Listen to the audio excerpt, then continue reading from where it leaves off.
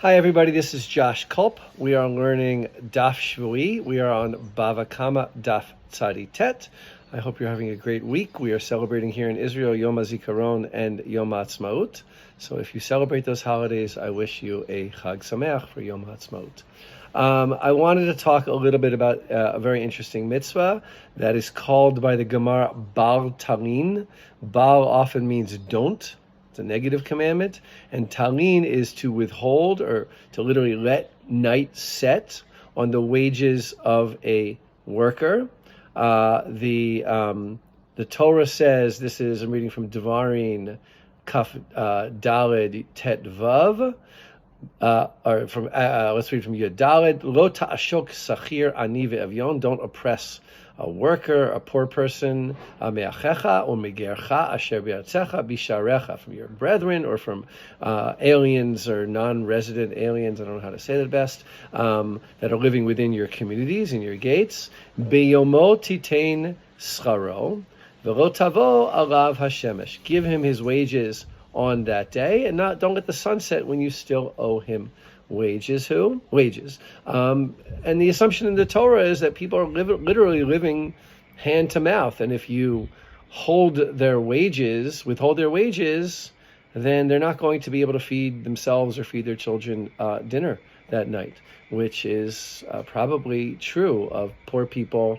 It's probably less true of most people today, but it certainly was probably true of poor people in the past. Now, just a couple interesting remarks about that. Obviously, this gets a little more complicated in our world, where most people don't get paid daily wages. Even if you work in lower level jobs, I don't know, minimum wage kinds of jobs, very frequently you get a paycheck once a month, twice a month, maybe at the end of every week.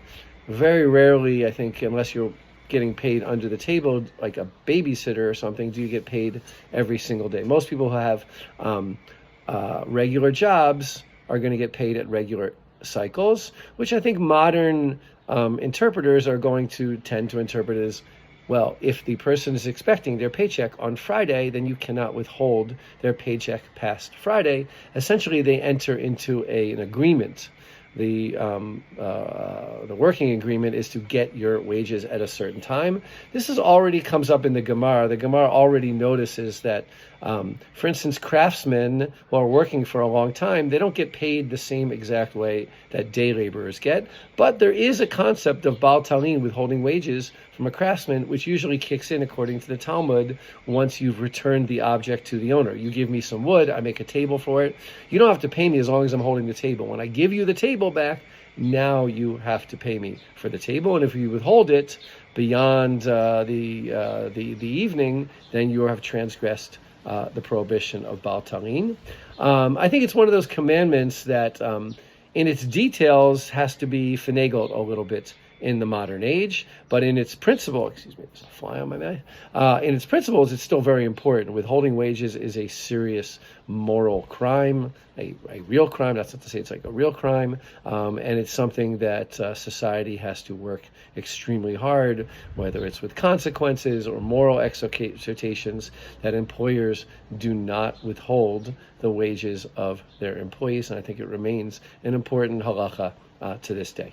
So again, I hope you join our live Daf Shui classes, which you can sign up for on the Conservative Yeshiva website.